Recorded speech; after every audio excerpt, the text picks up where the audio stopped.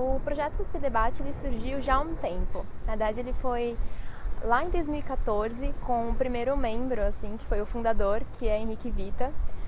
Ele participou do primeiro Campeonato Brasileiro de Debates aqui no Brasil, que foi lá em Minas Gerais. E ele ficou muito entusiasmado com a ideia, resolveu procurar se na USP tinha alguma proposta nesse sentido. Na época ele era aluno de graduação de contabilidade e ele descobriu que existiam grupos segregados na universidade, mas nenhum projeto que unisse esses grupos. E aí ele mais um grupo de alunos também aqui da universidade resolveram formar esse grupo e foi chamado de USP Debate. A gente foi oficializado pela Pró-Reitoria de Cultura e Extensão a partir de 2015 e aqui estamos. E aí a nossa missão é ter um espaço que seja possível dialogar com respeito, qualidade e tolerância dentro da universidade. E a partir disso, a gente usa o modelo de debates competitivos. Esse modelo é um modelo inspirado no Parlamento Britânico, ele chama British Parliamentary, e ele foi adaptado aqui no Brasil pelo Parli, que é um grupo de debates lá de Minas Gerais que trouxe o debate aqui. Então o debate nos outros países, ele é ensinado desde o ensino médio, para fins educacionais, seja para aprender inglês ou para que os alunos dialoguem melhor. E aqui ele é uma coisa que a gente não tinha visto até então. E então esse modelo é inspirado no Parlamento Britânico, por consequência ele é parecido com o que a gente faz na Câmara de Deputados também.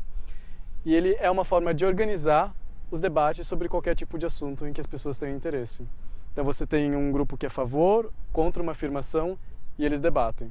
Apesar do projeto existir desde 2014, a oficialização foi em 2015, né? A gente teve uma abertura para a universidade em julho de 2015 e um evento mais formal em outubro. A gente teve uma boa receptividade, mas por enquanto ainda a gente tem algumas pessoas que são cíclicas no projeto e a gente tem um núcleo mais formado que tem 10 pessoas. Mas o que ficou muito claro é a necessidade desse projeto. Exatamente. Então as pessoas que estudam na USP, elas estudam em prédios separados, dependendo do curso que elas fazem. E existe essa necessidade de que elas se encontrem para resolver problemas, para conversar sobre problemas da sociedade, da universidade, e esse espaço não existia. E não existia um espaço onde as pessoas pudessem vir e elas sabiam que elas iam ser escutadas, independentemente de qual fosse a ideia delas. Então esse espaço onde existe respeito e esse modelo para que as pessoas conversem é muito importante e não existia antes. Exatamente. E é tão engraçado que quando a gente vê, por exemplo, membros novos entrando no projeto, a gente faz a divulgação de temas semanais, sempre normalmente algum tema com certa polêmica para discussão. E a pessoa fala, vim por causa desse tema e não imaginava que ia ser uma coisa tão respeitosa, tão integrativa. Porque antes de a gente começar a debater, a gente senta todo mundo junto e pergunta, o que você acha sobre isso? O que você entende sobre isso? A gente lê um texto junto e é um texto que já tem alguns argumentos, embasamento sobre o assunto. E a gente, e agora? O que você acha? E aí, a partir daí, a gente vê as posições contra e a favor e depois a gente monta o debate. Então, a gente tem um preparatório antes, não é simplesmente chegar e sair debatendo. E esse ambiente ele é tão bom que permitiu que a gente discutisse todo tipo de assunto, literalmente. Todos os assuntos mais polêmicos a gente fez questão de tratar. E discutir, por exemplo, aborto, porte de armas, drogas, em qualquer outro ambiente da universidade, fazer com que ele não seja enviesado é muito difícil. Então, acho que eu não erro dizendo que o USP Debate é um espaço único na universidade para isso. Eu concordo. Eu acho que falta, na verdade, um espaço que entenda o que o debate é de fato. A gente até estava conversando, na verdade a gente conversa muito no nosso grupo, e um dos pontos era esse. Muitas vezes a gente se confunde no consenso comum debate com embate. Parece que num debate as pessoas têm no senso comum que sempre vai ter alguém que vai ter que ganhar aquele argumento, aquela conversa. Fala assim, sai alguém vencedor, olha, meu argumento é melhor. Na realidade não é isso. Na verdade é você entender o ponto do outro e colocar o seu ponto também e no fim falar, olha, respeito a sua opinião, eu ouço a sua opinião e entendo que ela é relevante, eu tenho a minha e conseguimos conviver junto com isso. E não ficarmos simplesmente fechados em opiniões sempre. Você entender o outro e dialogar e até mesmo, quem sabe, você mudar um pouco a sua opinião e ter uma mistura sobre isso, né? Não é nada pré-determinado. Por causa do que a Bianca falou, eu não diria que falta um espaço de debate. Você tem debate na mídia presidencial, você tem debate com os candidatos, mas, na verdade, isso não é o que a gente chamaria de debate, porque falta o ambiente ainda, falta o ambiente em que as pessoas sejam mais propensas a falar. Eu acho que eu concordo com isso, ao invés de falar, não, isso não é verdade, sem pensar duas vezes. Então, o ambiente é diferente, não necessariamente o espaço. Especificamente da mídia televisiva, nós temos, em outros países que já têm uma cultura de debate maior, que na Inglaterra e os Estados Unidos, nós temos programas com uma audiência altíssima sobre debate, por exemplo, o Intelligence Squared, que é um modelo parecido com o que nós usamos aqui, e você tem 3 pessoas de cada lado discutindo o debate mais rico possível sobre esse assunto. E todas as decisões que nós deveríamos tomar deveriam ter esse nível de informação. Às vezes nós tomamos as decisões porque nós sentimos uma simpatia pelas pessoas que defendem isso, ou porque os nossos pais defendem isso. Mas as decisões precisam ser tomadas com base em informação. E essa informação precisa ser entregue ao telespectador. E nós, às vezes, não tomamos essa postura porque nós temos medo de admitir que nós não estamos certos todo o tempo. Porque a gente tem o costume de achar que sempre vai ter uma resposta final verdadeira e não necessariamente vai haver. Mas é mais comum que não se tenha e que se você tiver um espaço que possa te mostrar que é ok você não ter uma resposta final, acho que é enriquecedor, né? E estar errado não é uma fraqueza. Exatamente. Quanto mais você debate, mais propenso você é a chegar no final do debate e falar: eu estava errado. E isso não é fácil, admitir que você estava errado. É uma das coisas mais difíceis do debate que você só ganha com o tempo. Algumas principais diferenças que a gente enxerga entre um debate competitivo e um debate televisivo, e por televisivo a gente vai usar como exemplo os debates que a gente vê com candidatos a prefeito ou presidente, que a gente vê na televisão, eu acho que é um modelo da estrutura da argumentação. No USP Debate, como o Marcos já falou, a gente usa o modelo Parle. Então, na nossa estrutura a gente tem a situação da oposição e a situação da defesa em relação à argumentação que está sendo discutida no momento. E para cada um dos lados a gente tem 4 pessoas. Então você tem 4 falas e cada fala tem um objetivo diferente. E elas são intercaladas. Então a gente tem o primeiro membro da defesa, o primeiro membro da oposição. E assim por seguinte. Até chegar no último, que é o que vai dar conclusão ao debate. Então esse é o principal ponto que eu poderia apontar, o modelo e a estrutura. E aí uma pessoa vai seguindo da outra e tem que ir retomando os argumentos, sendo intercalados pela oposição daquele argumento. Isso fundamenta uma das principais diferenças do debate competitivo Sim. com o dos candidatos. No dos candidatos para prefeito ou governador, o que cada um quer? Mostrar que ele está certo, independentemente da situação, e que ele tem a melhor política. No debate competitivo, o objetivo é diferente. O objetivo é esmiuçar uma ideia até que as pessoas que estão assistindo aquele debate saiam com uma opinião mais educada e mais formada sobre aquele assunto. E geralmente a pessoa muda de opinião, é assim que a gente mede quem é o melhor debatedor. Tem que ser com embasamento o nosso argumento, ele não pode ser simplesmente um argumento falacioso que a gente fala, então incorrer ter fontes que vão embasar aquela fala. E às vezes a gente vê em debates televisivos que a pessoa simplesmente joga um dado e não fala qual que foi a fonte. E outra diferença fundamental do debate competitivo para o televisivo é que nos debates competitivos tem uma mesa de adjudicadores ou juízes que julgam a qualidade do debate. Então, quando nós estamos como espectadores só observando o debate na TV e quando a gente não tem nenhuma instrução sobre o debate, é muito fácil que nós caiamos em armadilhas de falácias, de não checar as informações que estão sendo ditas.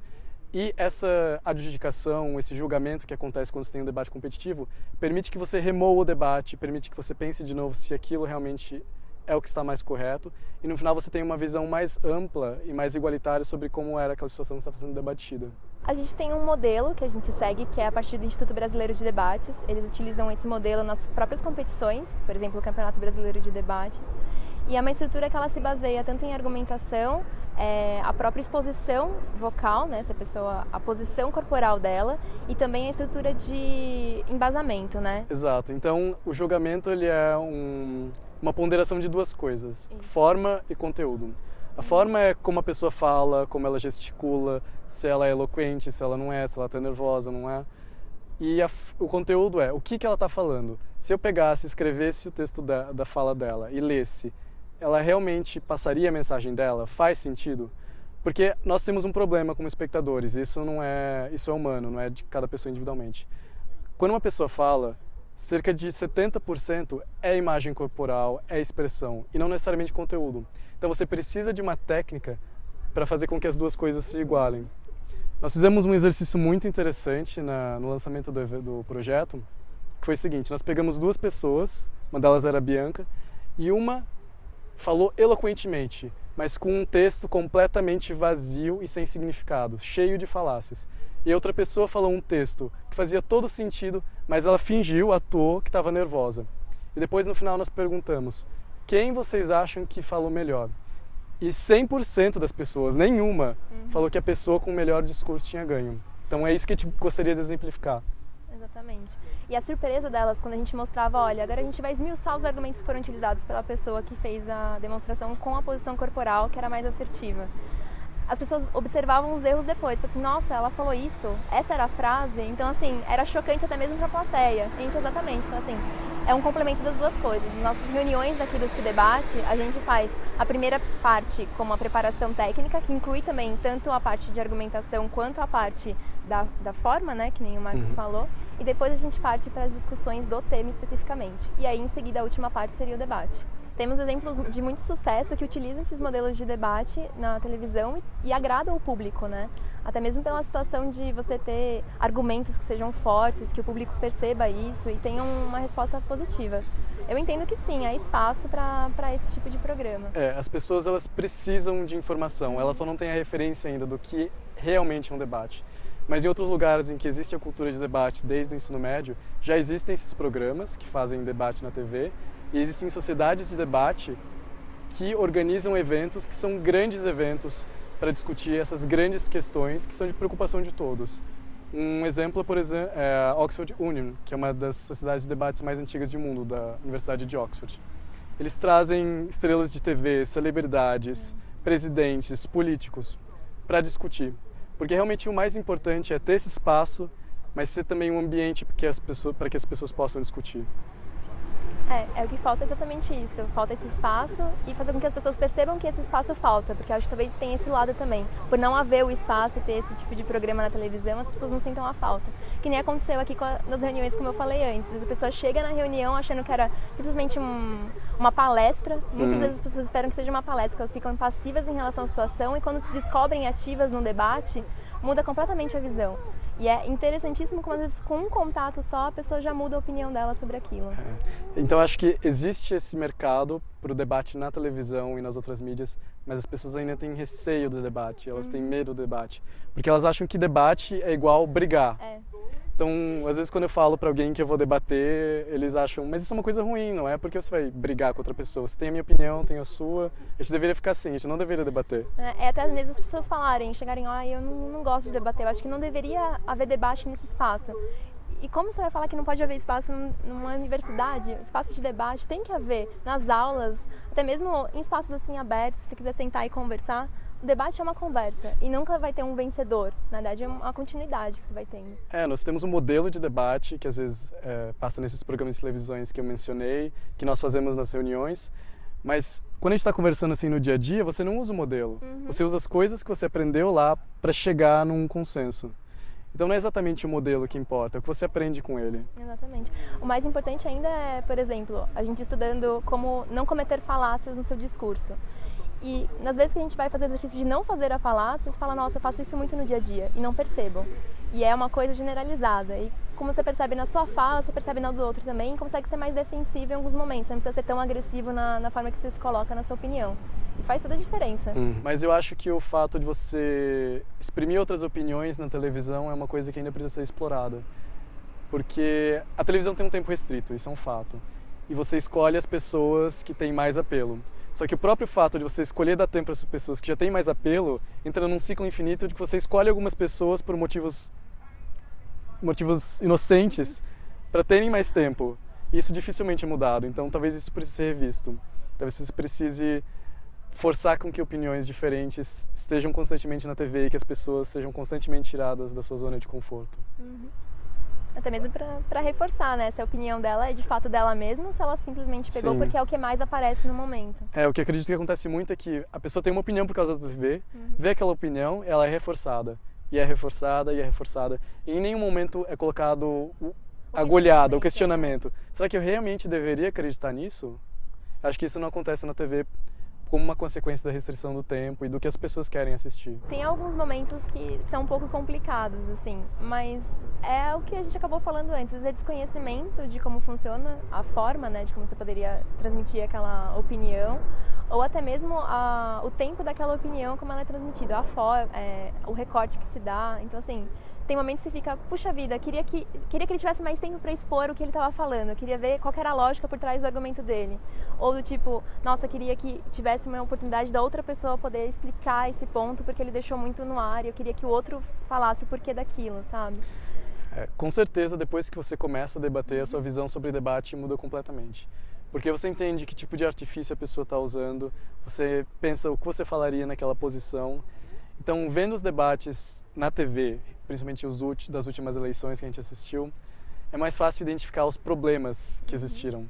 Mas talvez o maior problema seja que a plateia também é despreparada. Eles não, a plateia não recebeu uma instrução para saber que tipo de artifício eles estão caindo, ou o que eles deveriam ver quando uma pessoa fala uma certa coisa. Acho que talvez esse seja o principal ponto. É uma educação dos dois lados, de quem está assistindo e de quem debate. É verdade. Porque você, como pessoa crítica, recebendo aquela informação, se você consegue segregar aquilo que faz sentido daquilo que tá com aquela cara de não sei se é muito bem isso, faz a diferença. Exatamente. O debate ele não pode terminar na TV. Você tem de sair e conversar com o seu colega. E não que concorda com você. Você tem de ir conversar com o que vai contra. Ou para reforçar suas opiniões, ou para chegar num consenso. É verdade.